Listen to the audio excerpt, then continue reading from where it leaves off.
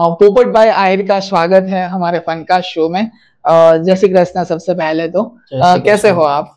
बहुत बढ़िया हूँ और आपके साथ बात करने का मौका मिला है तो मजा आएगा आज के पॉडकास्ट में। जरूर जरूर, हम ट्राई करेंगे एकदम कैजुअल कन्वर्सेशन रखे और बहुत बढ़िया रखे।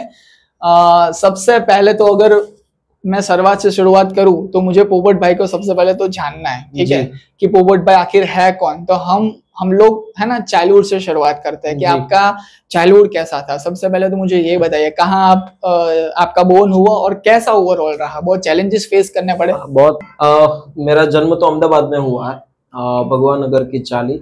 और पहले हम चाली में रहते थे और उस वक्त बहुत क्रिटिकल कंडीशन थी फैमिलीज की और काफी सारे ऐसे उतार चढ़ाव भी देखे। फादर की डेथ होने के बाद मैं तब 1.5 साल का था, मैंने देखा भी नहीं है मेरे अपने पिताजी को कि कैसे थे और उनका चित्र मेरी मेमोरी में एक भी नहीं है। अच्छा। और उनके जाने के बाद उस वक्त का टाइम बहुत क्रिटिकल था। 2000 के साल में मेरे पिताजी की डेथ हो गई, सॉरी 1999 में समथिंग। और उसके बाद हम गांव चले गए, भावनगर के अंदर महुआ तालुका का गांव है वाघनगर, टाइगर टाउन वैसे इंग्लिश में कहा जाता है। तो वहां पे मम्मी थी, मेरे बड़े भाई, मैं, दादा दादी, तो हम सब लोग वहां पे रहने लगे।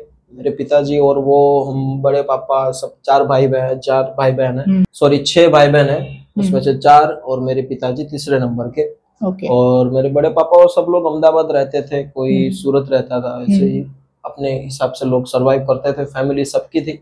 और फिर हम गांव में रहते थे और घर की कंडीशन कुछ ऐसी थी उस वक्त, वो गवर्नमेंट की जो योजनाएं रहती है जो खड्डे खोदने की, उसको खालिया कहते हैं गुजराती में, खालिया खोदवानी व्यवस्था त्यारे हती क्या।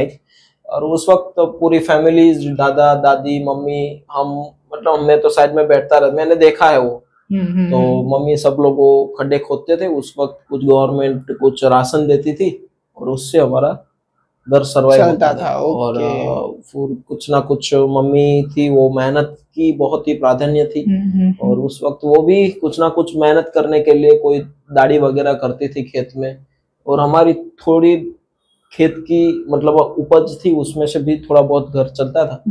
फिर थोड़े समझदार होने लगे, फिर पढ़ने लिखने की बात आई तो मैंने तीसरे क्लास से फिर मैं भावनगर के अंदर एक आश्रम है, नंद कोरदा बाला आश्रम, और बाला आश्रम में पढ़ना एडमिशन लिया, क्योंकि वहां पे सिंगल पेरेंट्स के बच्चों को रखते थे।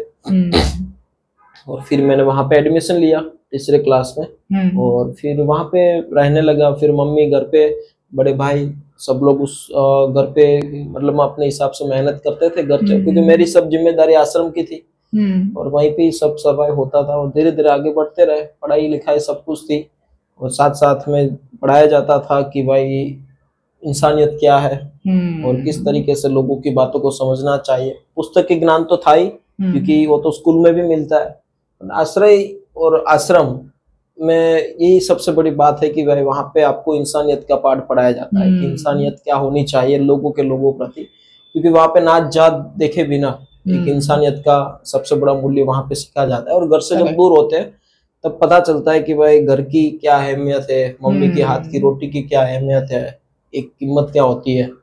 तो तब मतलब इमोशंस सब कुछ, मतलब मेरी जो गुरु माँ थी सब हमें सिखाते थे। और बहुत सारे बच्चे थे, हम 50 से भी ज्यादा बच्चे एक साथ में पढ़ते थे। अच्छा। कोई पहली क्लास में था, मैं तीसरी क्लास में था, कोई 5वीं, कोई 10वीं 12वीं क्लास तक वहां पे पढ़ाई लिखाई होती थी। धीरे धीरे वहां पे पढ़ना शुरू किया और 10 साल तक पढ़ाई की वहां पे हमने। फिर हम सूरत आ गए, क्योंकि बड़े हो चुके थे, भाई भी बड़े हो गए थे, और भाई ने भी बहुत कॉम्प्रोमाइज किया है अपनी जिंदगी में, उसको भी पढ़ना था पर जिम्मेदारी थी तो पढ़ नहीं पाए। ऐसे बचपन बिताए हमारा। अच्छा, ओके, बहुत सारी बातें हो गई। मुझे काफी सारे क्वेश्चन इस बातों में से अंदर से आ रहे हैं कि सबसे पहले तो आपका एजुकेशन कोई फंड करता था उस समय? हाँ बिल्कुल, वो आश्रम था। हाँ, और आश्रम में तो लोग क्या, कोई ना कोई सपोर्ट करते थे।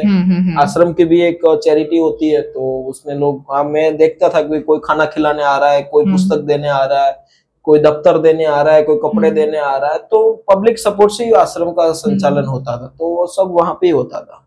और ये जो आपकी स्टोरी है, तो मुझे तो ऐसा लग रहा है कि ये शायद पहली बार आप सुना रहे हो इतने डिटेल में कि ऐसा कुछ चाइल्डहुड था और मैं यहाँ से बड़ा हुआ आश्रम से, और आई थिंक इसीलिए आप आश्रम से बहुत कनेक्टेड हो, और दूसरे लोगों को आप में ना इंसानियत वो दिखती है कि यार ये गुजर रहा होगा ये दौर से, तो मुझे हेल्प करनी चाहिए, राइट? बिल्कुल। अब सीधा एक जो मेन सवाल है उस पे आते हैं, जो सबका सवाल है, क्योंकि उससे आप आगे बढ़े हो, कि सोशल मीडिया आश्रम जी, उसको लेकर तो मुझे बहुत सारे सवाल है, लेकिन धीरे धीरे हम आगे बढ़ेंगे। और सोशल मीडिया, पहले तो सोशल मीडिया हम जब एक वर्ड सुनते ना, तब ऐसा बहुत होता है कि चलना भाई रील बना ले, एक यूट्यूब वीडियो बना ले, यार ये बना ले, लेकिन सोशल मीडिया को एज अ एक पॉजिटिवली, एक इम्प्रोवाइजिंगली यूज करना, कि मैं सोशल मीडिया से कुछ सामाजिक सेवा करूं, ये आइडिया, ये जो जब बिल्टअप हुआ, वो कब से हुआ, कैसे आपको आया? 2019 से, मतलब कोरोना टाइम पहले से ही मतलब हमारा कार्य क्षेत्र शुरू हो चुका था। ओके।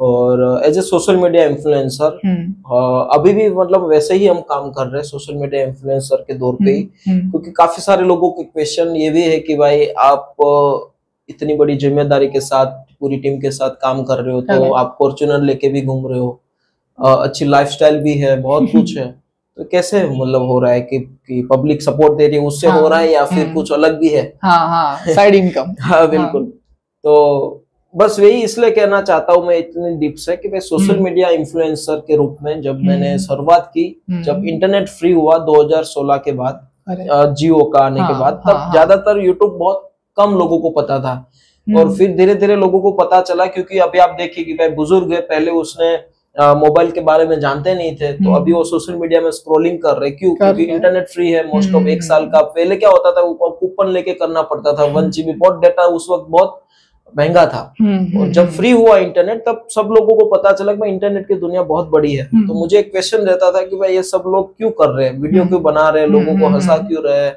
अब मान लीजिए ये भी एक आप एक कंटेंट ही बना रहे हो, तो उस कंटेंट बनाने का पीछे का रीजन था कि इससे कुछ इनकम भी जनरेट होती है गूगल एडसेंस के थ्रू। तो धीरे धीरे वो सब रिसर्च करना शुरू किया, वीडियो कैसे बनता है वो सीखने की शुरुआत की। तब उस वक्त मैं मोबाइल का ही काम करता था, टेम्पर्ड ग्लास का। और टेम्पर्ड ग्लास को लगाते लगाते मैं साइड में एक सीखता रहता था। तो वो सीखी हुई चीज अभी भी काम आ रही है, और अभी भी मैं सीख रहा हूँ।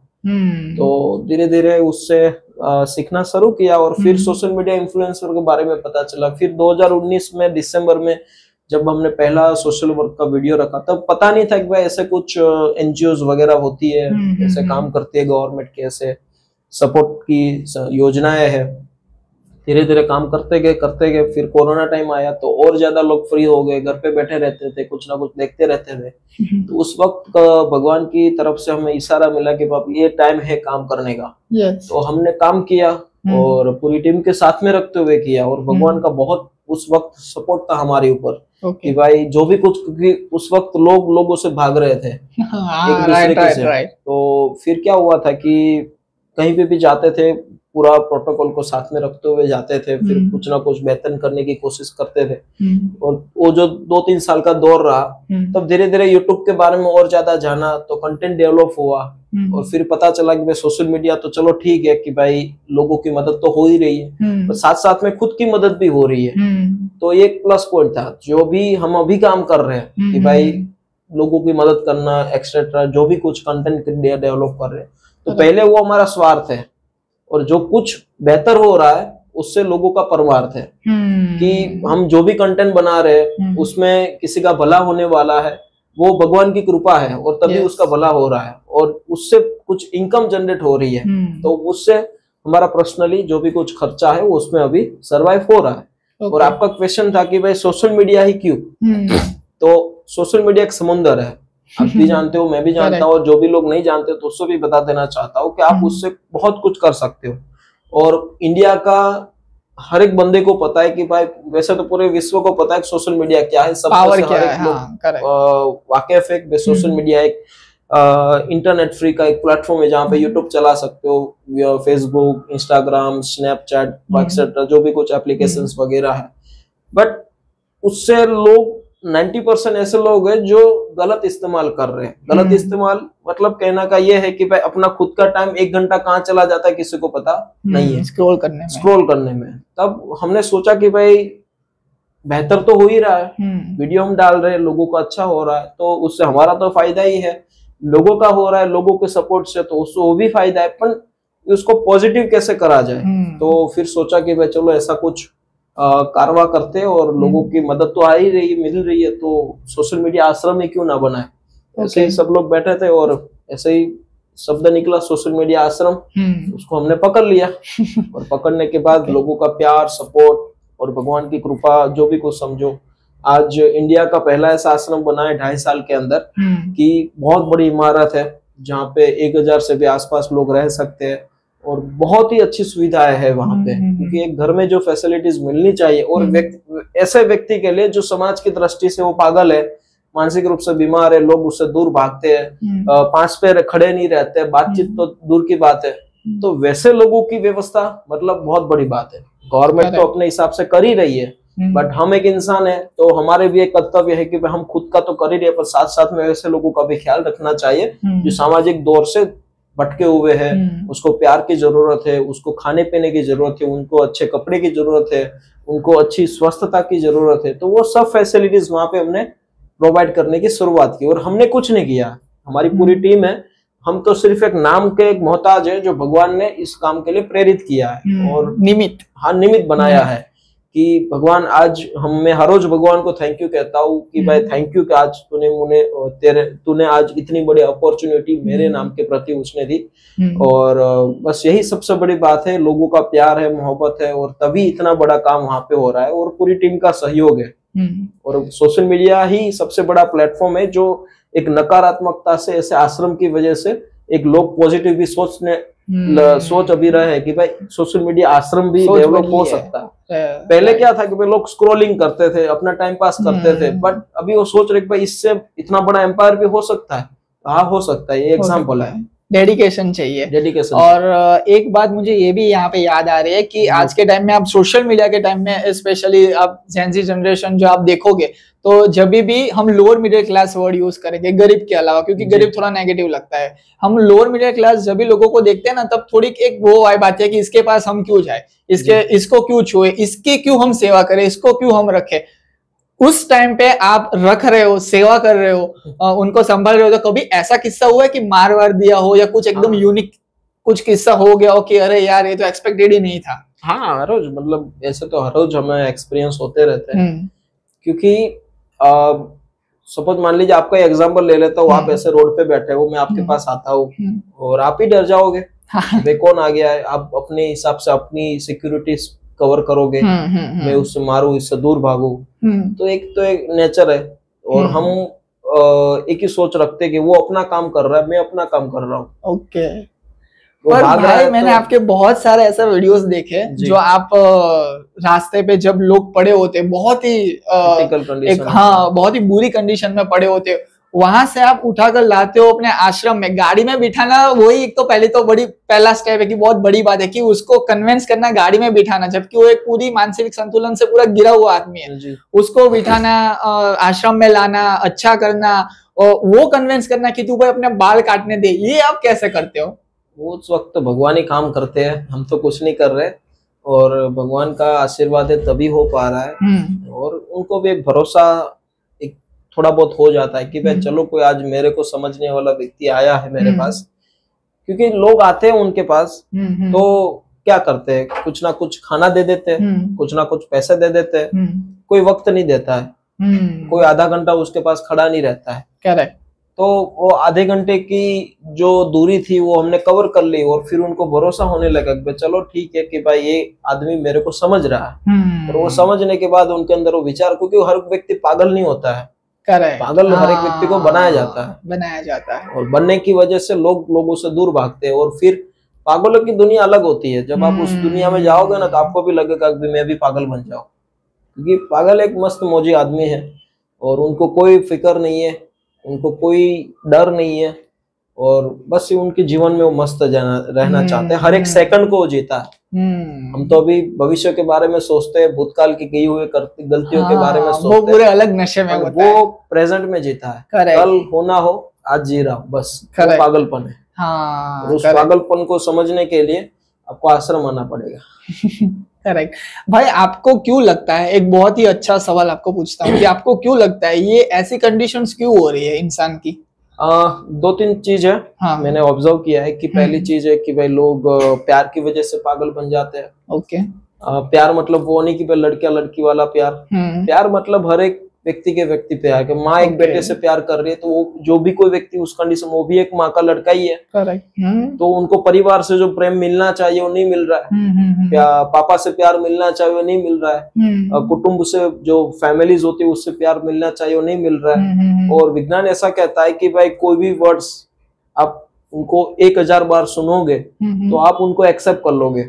अच्छा। मान लीजिए एक छोटा बच्चा है, तो जब बच्चे का नामकरण होता है, मान लीजिए अभी मेरे घर पे बच्चा हुआ है, उनका नाम मैंने एकलव्य रखा है, ठीक है, तो वो एकलव्य नाम को जानता नहीं है, बट हम उनको बुलाते हैं कि भाई एकलव्य कैसा है, एकलव्य तूने खाना खाया। तो वो जब समझदार की थोड़ी एक सीमा पे आएगा तो फिर एक्सेप्ट कर लेगा एकलव्य है। वैसे ही घर में होता है, कोई भी ऐसे मान लीजिए आप घर में रह रहे हो, आपको बार बार कहा जाता है कि भाई तू पागल है, तेरे को समझ में नहीं आ रहा है कुछ, तू पागल है जैसे हरकत कर रहा है, तू वैसा है, तू वो लड़के को देख, साला तू तो पागल निकला, ऐसा निकला, तो आप फिर पागल को एक एक्सेप्ट कर लोगे, मैं तो पागल हूँ। हाँ, कि मैं तो पागल हूँ। समझ रहे? राइट। दूसरी चीज है रहने कहने, जो पेरेंटिंग बेसिकली। हाँ, ठीक है, बट एक रहने कहनी भी होती है कि भाई जिस तरीके से हम समाज में रह रहे हैं, उतार चढ़ाव के साथ जी रहे हैं, तो वो कंपेयर की वजह से लोग अक्सर अपनी मानसिक स्थिति खो बैठते हैं। अच्छा। जो कंपेयरिंग नहीं होती है टाइम पे, तो वो अपनी स्थिति, मान लीजिए आप अभी आपने बोला कि भाई गरीब की एक सीमा होती है कि व्यक्ति बस मेरे पास तो ये नहीं है, मेरे पास तो वो नहीं है, और घर से भी ऐसा प्रेशर मिलता है। और तीसरी चीज है व्यसन। मान लीजिए आपको एडिक्शन की चीज का हो गया है, फिर वो किसी भी ऐसे नशे वाली आदतों को पकड़ लीजिए, वो फिर आपको छूटने नहीं देते, तो फिर आपको फिर तनाव मुक्त कर देती है। मान लीजिए आप ड्रिंक कर रहे हो हर वक्त, करने के बाद आप घर को भी परेशान कर रहे हो, फैमिली को भी परेशान कर रहे हो जो आपके पास आसपास रह रही है, तो फिर लोग आपको घर से निकाल देंगे कि भाई तू काम का लड़का नहीं है, तू निकल। फिर वो रोड पे रहेंगे आप, रोड पे रहने के बाद आपके पास पैसा नहीं रहेगा, और पैसा नहीं रहेगा तो व्यसन करना चाहते हो, आपको मिलेगा नहीं। व्यसन जब नहीं मिलेगा तो आपके अंदर के जो लोही स्नायु वगैरह वो फूलने लगेंगे और आपकी स्थिति खराब हो जाएगी। ओके। तो ये छोटे मोटे बहुत पॉइंट होते हैं जो मैं हर वक्त कहता हूँ कि पागल बनाया जाता है, होता नहीं। करेक्ट। नेक्स्ट क्वेश्चन पे आओ, उसके पहले आपकी चाय ठंडी हो रही है, चाय पी लीजिए। चाय पीते पीते ही हम बात करते हैं जी, चाय पे चर्चा करते हैं बेसिकली।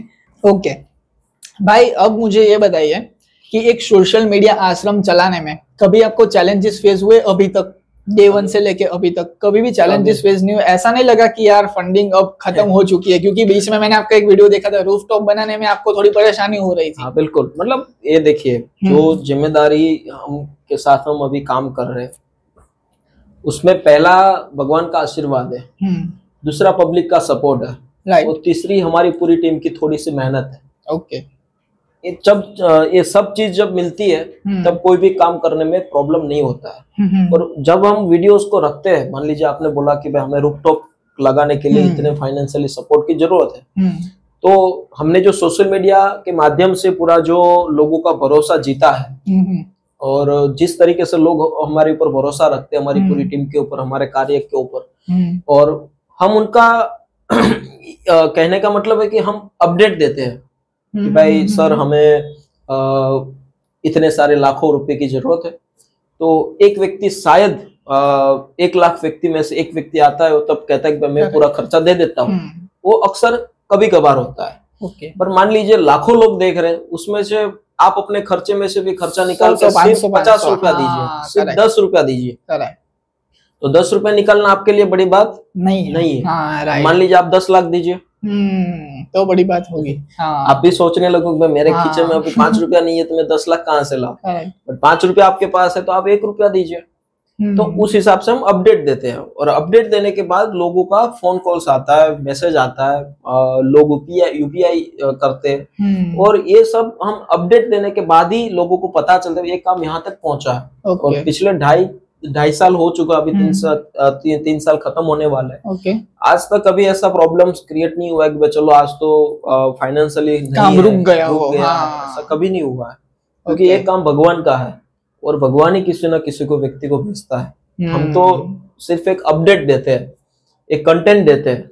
मुझे लगता है कि जो कॉन्ट्रैक्टर है ना आपका, जो बना रहा है सोशल मीडिया आश्रम, या फिर जो हम लेबर्स कह सकते हैं, मजदूर कह सकते हैं, वो भी आई थिंक भगवान की तरफ से भेजे हुए हैं। हाँ, बिल्कुल। कि कभी फाइनेंशियल आपको ना मिले तो आप रुक मत जाना, आप करते रहना, भरोसा रखना। बिल्कुल बिल्कुल। और हर एक व्यक्ति का सहयोग है और हर एक चीज में चाहिए सहयोग है। ऐसा नहीं है कि भाई चलो कॉन्ट्रैक्टर ही, बट हर एक चीज, मान लीजिए कोई खिल्ली का काम कर रहा है, ओके, वो मैन्युफैक्चरिंग चला रहा है, खिल्ली बनाने का काम है, तो उनका भी फोन आया है कि भाई सर मैं खिल्ली बना रहा हूँ, मैं आपको 2 किलो खिल्ली भेज रहा हूँ। ओके। और छोटी छोटी चीज जो हम कभी सोच नहीं सकते, वैसी चीजों जैसे भी जिसकी जो भी हेल्प हो वो कर रहा है, सब लोग कर रहे हैं। और आज सभी लोगों की मदद की वजह से आज इतना बड़ा एम्पायर वहां पे बना है। ओके। और आज इंडिया का नहीं पर पूरे विश्व का आई थिंक पहला आश्रम होगा जिनका नाम सोशल मीडिया आश्रम, और सोशल मीडिया से बना है। बहुत बड़ी बात है। आई थिंक ये सुनने में बहुत छोटी लग रही हो कि हाँ ठीक है, लेकिन बहुत बड़ी बात है। सोशल मीडिया अननोन पर्सन से ऐसा कहना कि तू इन्वेस्ट कर, हम कुछ करके दिखाएंगे, सब ठीक है, बोलने में बहुत आसान है, बट कोई भी बैकअप के बिना, कोई भी कंपनी बैकअप के बिना, कोई भी CSR फंडिंग के बिना, क्योंकि काफी सारे लोग जो समझदार है वो ये सोचते हैं कि भाई इनके पास तो इनके एनजीओ के अंदर CSR फंड आ चुका है, तो ये तो हो सकता है, बट ऐसा कुछ नहीं है। सब कुछ भगवान के भरोसे है, लोगों के भरोसे है, और हमें पूरा भरोसा है कि आने वाले 100 साल तक कभी कोई सोशल मीडिया आश्रम में प्रॉब्लम नहीं आएगी। वहाँ पे अभी 80 से भी ज्यादा प्रभु जी की व्यवस्था चालू हो चुकी है, और वैसे तो व्यवस्था 500 लोगों की हो चुकी है तैयार, बट हम घबराने वाले व्यक्ति में से नहीं है कि भाई क्या होगा क्या नहीं, क्योंकि हम आज भी जीते हैं। मैंने आगे कहा कि भाई पागलों की तरह जीते हम, क्योंकि हम ज्यादा सोचते नहीं है कल क्या होगा, भगवान जाने। पागलों ने इतिहास रचा है वैसे। कहा भी गया है कि भाई जो भी एक इतिहास बने हैं, पागलों ने रचे। पागल व्यक्ति इतिहास बना सकता है। Correct correct. समझदार तो सिर्फ पढ़ता है उसे अच्छे से, जो पागल होता है वो रचता है। हाँ भाई, जब आप 24 घंटे ऐसे लोगों के साथ रहते हो जो मानसिक से थोड़ा इनबैलेंस है, कभी भी हमें मार सकते हैं, कभी भी हमें बात नहीं मानते, तो कभी भी आपको मेंटली कोई डिस्टरबेंस आया 24 घंटे जब आप उनके साथ रहते हो तब? उसके बाद जाके मैं अक्सर नहीं रहता हूँ तब मुझे डिस्टरबेंस आता है। अब पूरा उल्टा हो चुका है। अभी 5-6 दिन के लिए मैं बाहर गया था तो मजा ही नहीं आ रहा था कि भाई कब मैं वापस जाऊंगा वर्क में, और क्योंकि एक हैबिट हो चुकी है। और जब हम भगवान का हर रोज मिलाप होता है, वैसे ही हमारा हर रोज भगवान से मिलाप होता है, और जब हम नहीं मिलते तो हम डिप्रेशन में हो जाते हैं। तो जब 24, आपने बोला 24 घंटे चलो ठीक है, बट नहीं मिलता हो तो प्रॉब्लम होता है। ये आई थिंक जितने भी आप संभाल रहे हो ना सोशल मीडिया आश्रम में, या फिर ऐसे कोई भी लोग है जो एनजीओ चला रहे हो, संभाल रहे हो, आई थिंक भगवान की तरफ से भेजे हुए सारे बंदे होते हैं, बहुत स्पेशल होते हैं कि इसको रख के दिखा तो मैं मानो तेरे एग्जाम। नहीं मतलब सेवा का कोई परफेक्ट परिभाषा भी नहीं है, और मेरा ऐसा मानना है कि भाई सेवा हर एक कण में है। आपको ढूंढनी पड़ती है आपके आसपास में।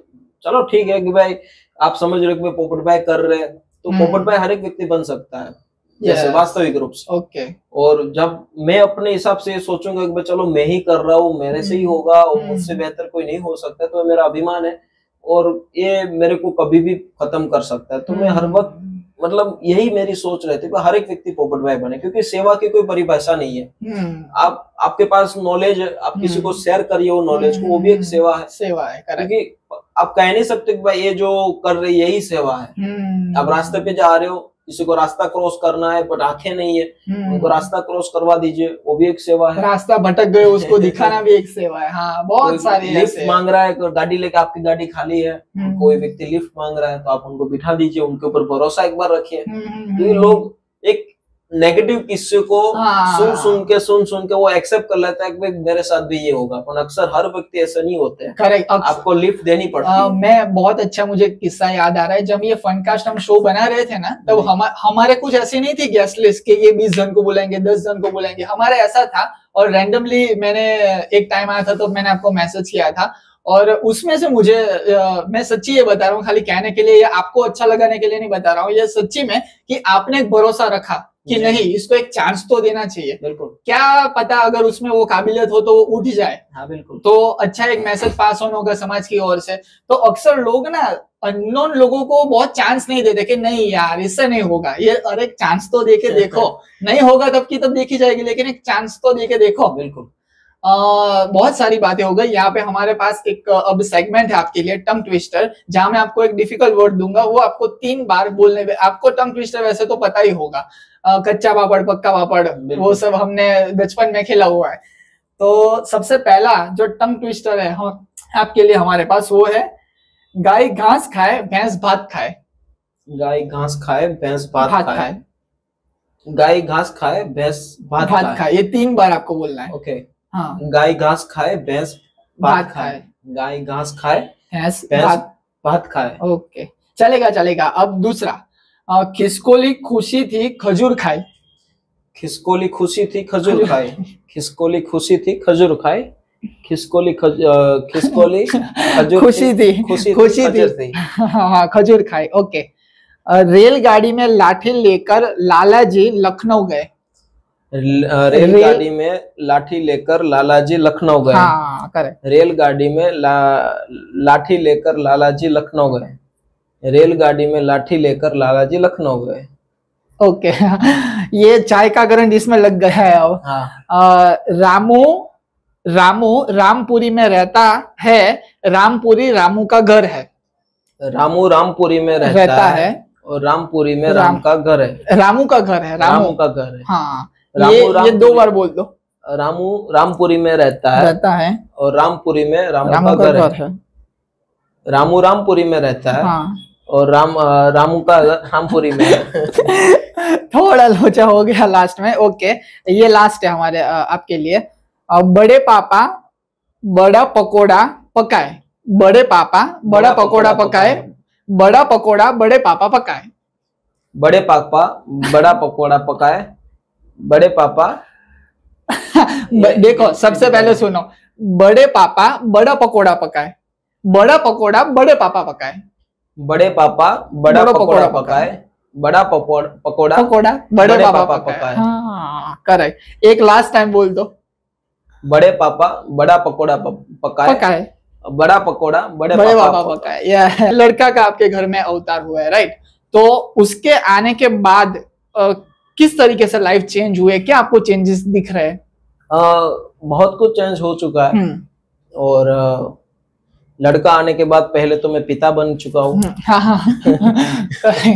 और फिर ये रियलाइज हो रहा है कि भाई मेरे पापा नहीं है, तो जो वो छोड़ के गए तब क्या कंडीशन रही होगी एज अ बच्चे के दौर पे, तो वो मैं हर वक्त सोचता रहता हूँ।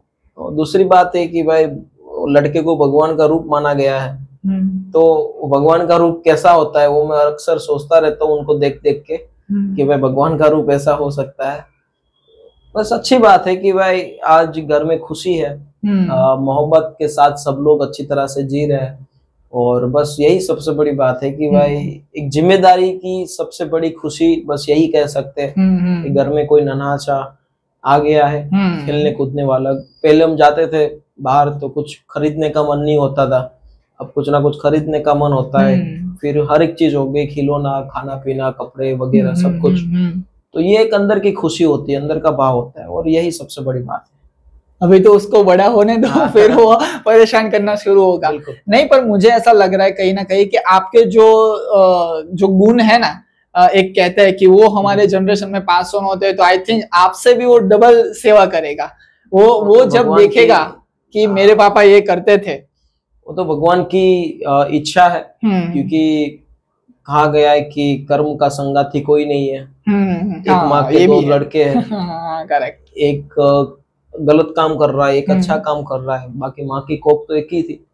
वो कर्म के अधीन है सब, और उनके पूर्वजों के कर्म और उनके गए जन्म के कर्म कैसे है फिर वो डिसाइड होगा कि वो ठीक है, वो सब कर्म के विधि विधान के ऊपर डिपेंड है। हम ये डिसाइड नहीं कर सकते भाई मेरा लड़का मेरे जैसे ही होगा, और मैं कभी ये सोच नहीं रखता हूँ।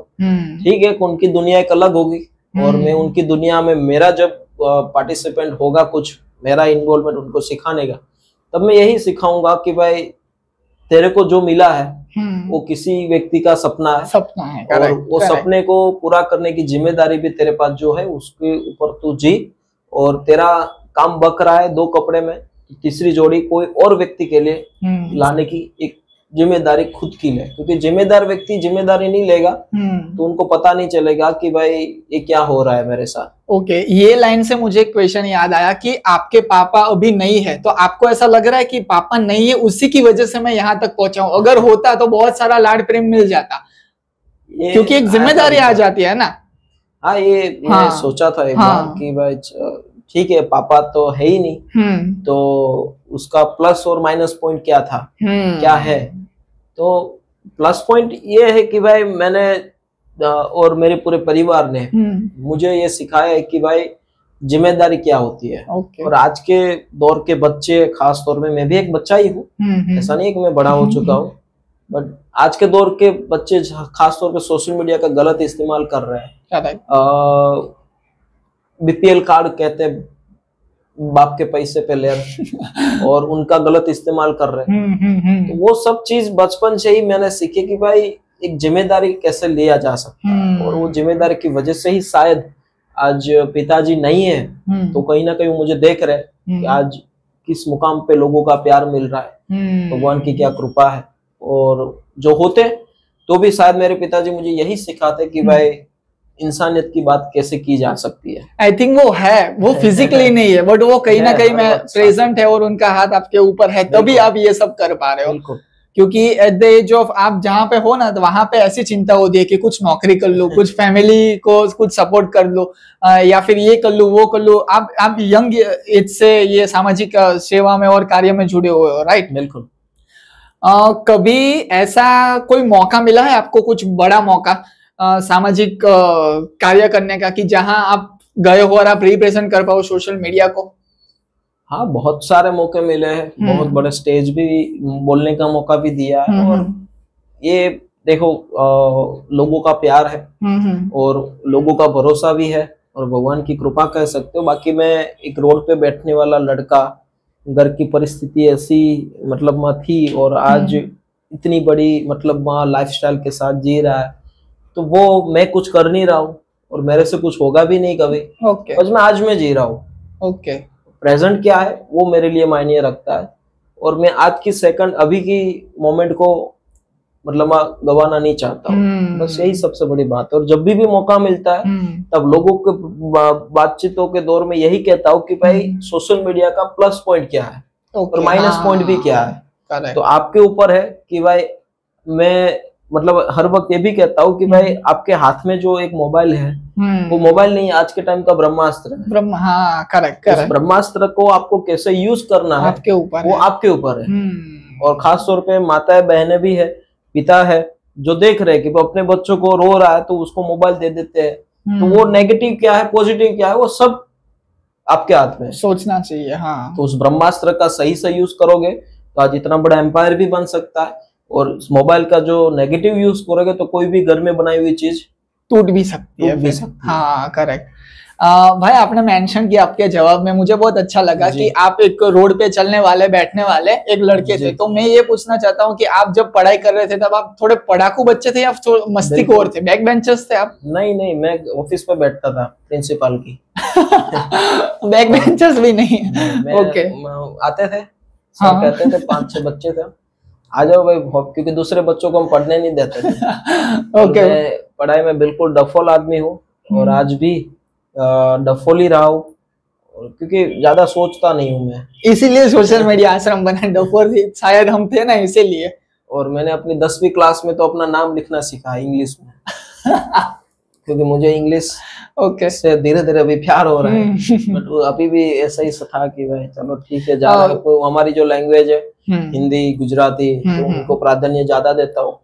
इंग्लिश ठीक है कि एक फॉरेन लैंग्वेज है, तो उनको प्यार बहुत कम कर रहे हैं। वो एक भाषा है एक्चुअली, वो समझूती नहीं है, वो ही सब कुछ नहीं, वो एक भाषा है। बिल्कुल। कुत्ता जब पीछे पड़ता है तो उसको आप इंग्लिश में नहीं हटा सकते हो। हट बोलू पड़े। करेक्ट। आप आपकी पूरी गैंग थी, मतलब आप गुजराती मीडियम में पढ़े हो सबसे पहले? हाँ। तो शुरू से तो आपकी पूरी एक वो फ्रेंड्स की पूरा सर्कल गैंग था और सभी ऐसे थे एकदम खलनायक, सबके सब थे सब लोग। 11वीं 12वीं मेरी बहुत डेंजर थी, क्योंकि जोर शोर में मैंने साइंस ले लिया था किसी के कहने पे या फिर दिखावे पे आके। हाँ। फिर गणित का ग भी नहीं पता था, इंग्लिश का ई भी नहीं पता था। फिर जाके शुरू किया, 6 महीने तक थोड़ा बहुत सीरियस रहा, फिर ओरिजिनल अवतार आना चालू हो गया। और फिर हमारी पूरी टीम थी, उसमें से कालू था, अभिषेक था, मैं था, फिर एक तिवारी करके था लड़का। ओके। ऐसे लोग मतलब शरारती थे हम बहुत। अभी आप सब लोग कनेक्टेड हो कि फिर अपने अपने? अभी तो अपने अपने लाइफ में मस्त है सब लोग, बट मिल रहे हैं कभी कभार व्हाट्सएप पे, कभी कभार इंस्टाग्राम पे मिल जाते हैं। अच्छा, भाई आपको मित्रता को लेकर आपकी क्या डेफिनेशन है? कैसी होनी चाहिए फ्रेंडशिप हमारे लाइफ में? मित्रता के प्रति मैं मतलब बहुत कम फ्रेंड है मेरे। अच्छा। बहुत कम है, और जिसको भी मैंने फ्रेंड बनाया उसको दिल से चाहा। हाँ, वो रियल है, वही बोलने वाला था। और जिसके प्रति मान लीजिए आप मेरे मित्र हो, तो आप गलत कर रहे हो तो मेरा सुझाव है कि आपको एक सही डेफिनेशन। हाँ, भाई तो ये गलत कर रहा है, राइट, और फिर भी तू गलत कर रहा है तो भी मैं तेरे साथ, उसका फिर रिजल्ट जो भी हो। तो बस अभी मित्रता की परिभाषा लोग दिखावे पे आ जाते हैं, और देखिए देखा देखी में अपना खुद का भी कुछ ना कुछ गवा देते हैं। करेक्ट। बट डेफिनेशन जो को सत्संग की बहुत बड़ी परिभाषा है। हम मानते हैं कि भाई स्पिरिचुअलिटी में जी रहे, हिंदू सनातन धर्म के साथ जी रहे, तो सत्संग का बहुत बड़ा मान है, सम्मान है। लोग सत्संग करते हैं, पर सत्संग को आप अलग कीजिए, सत्य और संग। सत्य का संग रखोगे तब आपके जीवन में भक्ति बहुत है, भगवान आपके साथ है। ओके। और जब आपकी संगत गलत होगी तब आपकी नीयत भी गलत होगी, आपके कर्म भी गलत होंगे, और संगत से ही रंगत होती है, और जैसी संग वैसी रंग। तो संगत का बहुत बड़ा एक, उसके ऊपर तो बहुत बड़ा लेक्चर भी हो सकता है, बट ठीक है, आप जो भी सोच रहे हो वो आपकी की हुई संगत की वजह से है। आप जो भी कुछ हो वो आपकी संगत की वजह से, आपके सत्संग की वजह से।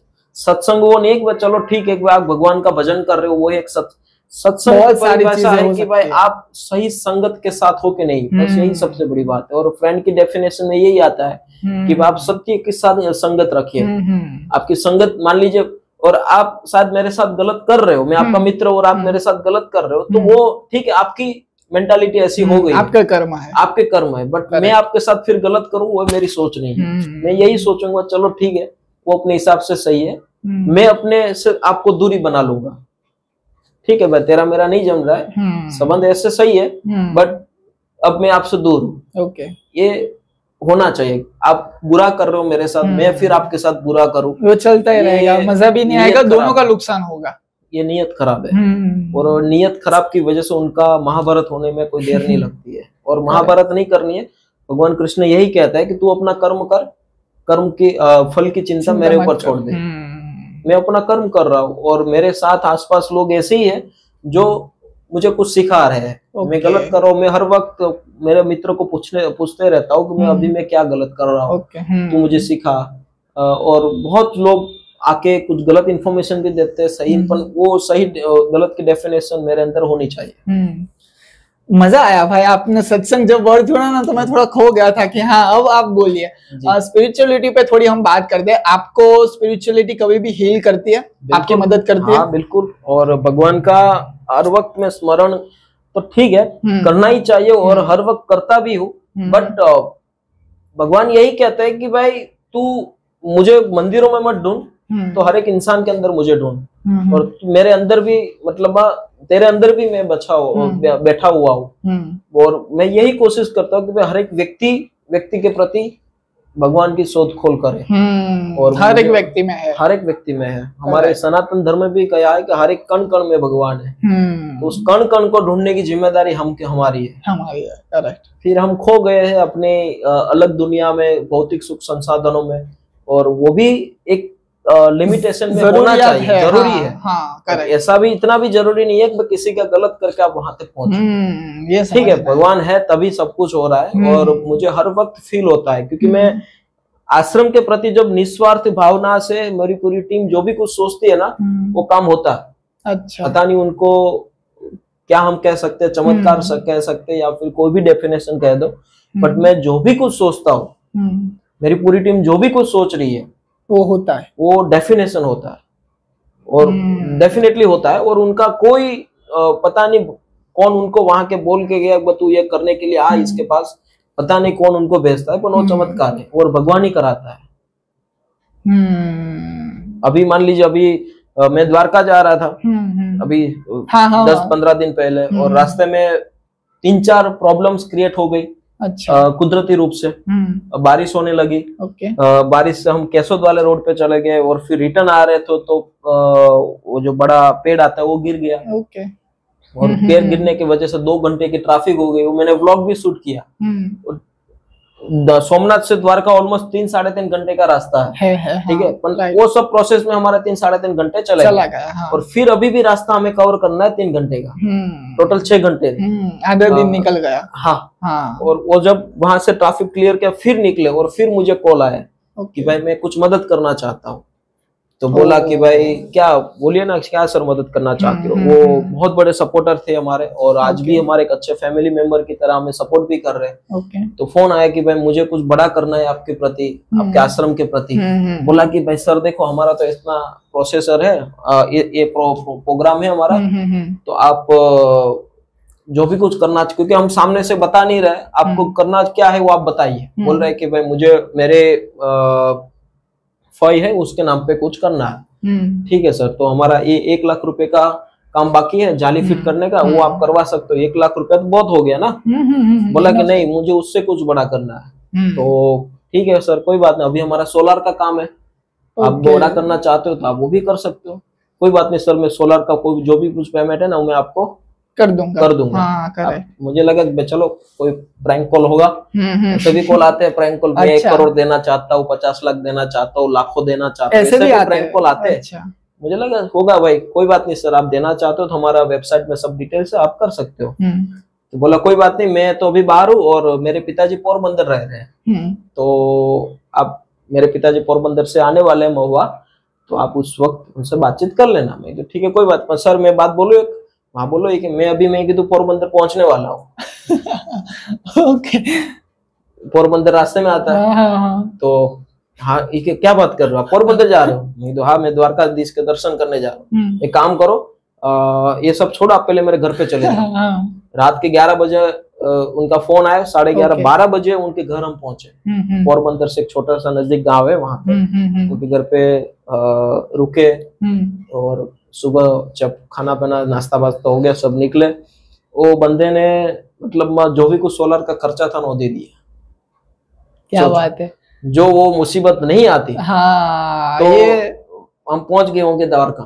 करेक्ट, ये चमत्कार है। करेक्ट, जो भी होता है अच्छे के लिए होता है, इसलिए शायद इसकी कृपा है। और वो हमारे बहुत बड़े सपोर्टर आज बहुत अच्छी रूप से सपोर्ट दे रहे हैं, और अच्छी बात है। और लोगों का हर एक, ऐसा नहीं है कि वो बड़े अमाउंट से सपोर्ट दिया हमारे लिए, तो 50 रुपया देने वाला आदमी भी बहुत बड़ा सपोर्टर है, और 100 रुपया देने वाला, 10 रुपया देने वाला आदमी बहुत बड़ा सपोर्टर है, क्योंकि हर एक व्यक्ति का वहां पे एक फाइनेंशियल अमाउंट का सपोर्ट है। दे रहा है वो बड़ी बात है। इंटेंशंस उनका विचार सही है, तभी आज इतना बड़ा एम्पायर हुआ। करेक्ट। ठीक है, हम अभी एक रैपिड फायर राउंड खेलेंगे, उसके बाद मैं आपको एक बात बताता हूँ जी। रैपिड फायर राउंड हमारे पास सबसे पहले क्वेश्चन आपके लिए ऐसा है कि सोशल मीडिया में करंटली कितने आदमी, या तो फिर हम टीम बोल सकते हैं कि टीम अभी काम कर रही है सोशल मीडिया आश्रम में? 25 लोगों की टोटल 25 वर्कर्स है। सब नहीं, मतलब टीम मेंबर है, वर्कर्स तो नहीं कह सकते। हाँ, मतलब सब लोग टीम मेंबर है। अच्छा, ओके। सोशल मीडिया आश्रम की शुरुआत कैसे हुई वो तो खैर बता दी, लेकिन शॉर्ट में अगर आप कुछ बताना चाहते हो तो? बस ऐसे ही 2022 में अगस्त महीने में पहला भूमि पूजन हुआ था वहां पे, और धीरे धीरे कर करके एक नींव बड़ी होती गई। ऐसा तो आगे बताया सब आपको। हाँ, वही। Currently what's your biggest fear and supporter? क्या सबसे बड़ा डर आपको लगता है, और कौन सा आपका ऐसा कोई एक व्यक्ति है जो आपको हर टाइम 24/7 सपोर्ट करता है? कोई डर नहीं है, क्योंकि मैं आज पे जी रहा हूँ, और अभी तो आपको लग रहा है कोई डर है। कोई डर नहीं है, वैसे भी कोई डर नहीं है। और सपोर्टर भी भगवान है। अच्छा, आज के टाइम में जो सोच आती है वो भगवान को प्रेरित कर देते और भगवान उनको पूरा करता है। ओके, मतलब आपने पूरी तरीके से कह सकते कि सरेंडर कर दिया है कि जो है वो तू है, अब देख ले। मेरा वो भी कर रहा है सब कुछ, और जो लोग वहां पे रह रहे हैं उनका भी वही कर रहा है। भगवान भरोसे पूरी नैया अपनी चल रही है। Correct. What's your ultimate dream in your life? आपको क्या ऐसा करके जाना है?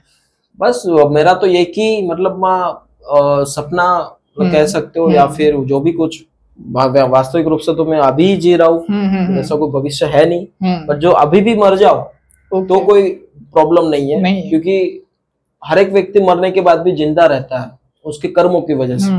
तो बस ऐसे कर्म करूं कि किसी का अच्छा हो, पहले खुद का हो, फिर परिवार का हो, फिर समाज का हो, फिर पूरी दुनिया का कल्याण हो। बड़ी बात कह दी है, और यही सबसे बड़ी बात है कि कर्म जिंदा रहता है, कर्म जिंदा रहना चाहिए बस। करेक्ट। आपका जिससे लोग गरीब कहते हैं, लोअर मिडिल क्लास, उनके लिए क्या विचार है? देखो, गरीब और अमीर एक सोच है। ओके। मैं भी एक छाली में, एक झोपड़ी में पैदा हुआ लड़का हूँ, तो गरीबी और अमीरी एक सोच है। वो सोच, मान लीजिए आप सोच रहे हो कि भाई मेरे पास ये नहीं है, वो नहीं है, मेरे ये नहीं करूंगा, तो वो आप गरीब हो। शायद आपके पास बैंक में करोड़ों रुपया होंगे तो भी एक आप गरीब। हाँ, सोच से। हाँ, तो आप अपनी सोच सुधारिए, संगत अच्छी रखिए, और संगत का प्रभाव आपको डेफिनेटली आपको मिलेगा। टाइम लगेगा, और हर एक चीज में टाइम आप दोगे तो वो रिजल्ट आपको मिलेगा। ऊपर वाले को भी 140 करोड़ लोगों को संभालना होता है, तो हमारा नंबर बहुत कम आ सकता है। हाँ। तो सोच अच्छी रखिए, नंबर जो है सही तरीके से आएगा। ओके। हुज पोपट भाई बेस्ट फ्रेंड नेम? आपका अभी के करंट टाइम में बेस्ट फ्रेंड कौन है? Social media. ऐसा जो लोग सोशल मीडिया पे देख रहे हैं वो सारे आपके बेस्ट फ्रेंड मेरे फ्रेंड है। Okay. What is your goal before 2025 ends? बस सोशल मीडिया आश्रम को पूरा करना है। ओके, 2025 के पहले। आपको लग रहा है हो जाएगा? बिल्कुल हो जाएगा, क्योंकि अभी काम ही बहुत कुछ नहीं बचा है। गार्डन डेवलपमेंट है थोड़ा बहुत, और लिफ्ट का काम है, वाटर टैंक बन रहा है, छोटा बहुत काम है, वो तो जोरों शोरों से बेसिकली चल रहा है, और वो हो जाएगा 2025 तक एंड में। अच्छा, फिर एक इतिहास रचने वाला है आप। हाँ बिल्कुल। पोपट भाई की फेवरेट प्लेस और फूड? वैसे फूड में तो कह सकते हो गुजराती डिश में खिचड़ी कढ़ी, भात, छाछ। चाइनीज नहीं पसंद है? चाइनीज पंजाबी ऐसा कुछ? वो लूज मोशन कर देता है। कभी कभार हो सकता है, बाकी लूज मोशन कर देता है। सादगी भरे आप व्यक्ति हो, मतलब हाँ, रोटली और शाक खिचड़ी ये सब मिल जाए तो आनंद आता है। आनंद आ गया। रोटला हो गया। रोटला, हाँ करेक्ट। और फेवरेट प्लेस कोई ऐसी, कोई बाहर की कंट्री हो या कोई? हाँ, मुझे घूमने का बहुत बड़ा शौक है। अच्छा, ट्रैवलर हो आप? हाँ, मैं क्योंकि रुका हुआ पानी और ठहरा हुआ इंसान सड़ जाते हैं, तो मैं घूमता रहता हूँ, एक्सप्लोर करता रहता हूँ, और ऐसी जगह पे जाना पसंद करता हूँ जहाँ पे लोग रह रहे हैं। ओके। और उनकी लाइफस्टाइल क्या है, कैसे जी रहे हैं, अपना जीवन कैसे गुजार रहे हैं, वो सब मैं ऑब्जर्विंग करता रहता हूँ। और जो शायद कुछ मेरा कोई सुझाव हो तो मैं उनको देता भी हूँ। ये आई थिंक आप रूट से जुड़े हुए ना। आपने कहा कि मेरा चाइल्डहुड ऐसा था, मैं आश्रम से बड़ा हुआ हूँ, पापा ने ये, आई थिंक वो एक बहुत ही आपको हिट कर जाता है कि अरे यार इसकी लाइफस्टाइल सही नहीं है, चलो मैं करता हूँ। हाँ correct. Okay, thank you. Spirituality की अगर हम थोड़ी सी अगर बात करें, क्योंकि आई नो कि आपको थोड़ी उतावल है बाहर जाना है, लेकिन ये पॉडकास्ट का हम अभी अंत ही कर रहे हैं। स्पिरिचुअल ऊपर की एक दो क्वेश्चन है आपके प्रति कि स्पिरिचुअलिटी से आप कब कनेक्ट हुए? आपको कभी ऐसी समझ आने लगी कि भगवान होते हैं? क्योंकि आमतौर पर आपने देखा होगा कि हमें दिखते तो नहीं है, लेकिन वो कहीं ना कहीं रूप में, आपने जैसा बोला कि ये जो सारे लोग हैं वो भगवान है, ठीक है? तो आपको कब ऐसा पता चला कि हाँ भगवान होते और वो मुझे कहीं ना कहीं बहुत ही हेल्प कर रहे हैं, मदद कर रहे हैं, हील कर रहे हैं? बिल्कुल। मैं जब आश्रम में पढ़ता था तब हमारी गुरु माँ बहुत कुछ बताती थी, उनके जीवन के बारे में, उनकी की हुई गलतियों के बारे में, और क्या हम संभल सकते हैं, वो सब बच्चों को सिखाती थी। ओके। तभी से ही पता चल गया था कि कोई भी ऐसा एक तत्व है जो हमारी सबकी रक्षा करता है। फिर आप उनको लॉ ऑफ अट्रैक्शन कह सकते हो, फिर आप उनको भगवान कह सकते हो, फिर आप उनको कोई भी मजहब को आप मानते हो, जानते हो, तो उनको भी आप कह सकते हो। करेक्ट। कोई भी ऐसी एक दैवीय शक्ति है जो आपकी सोची हुई हर एक चीज को सपोर्ट करती है। और वो द सीक्रेट में शायद आपने सुना होगा द सीक्रेट के बारे में, वो आप एक बार देखोगे पढ़ोगे तब आपको पता चलेगा कि भाई द सीक्रेट में क्या बताया गया है। बस मैं जब मार्केटिंग में काम करता हूँ उस वक्त मैंने वो पिक्चर देखी थी एक बार। अच्छा। फिर भगवत गीता को भी मैंने फिर देखा, पढ़ा, मतलब महाभारत में जब देखा।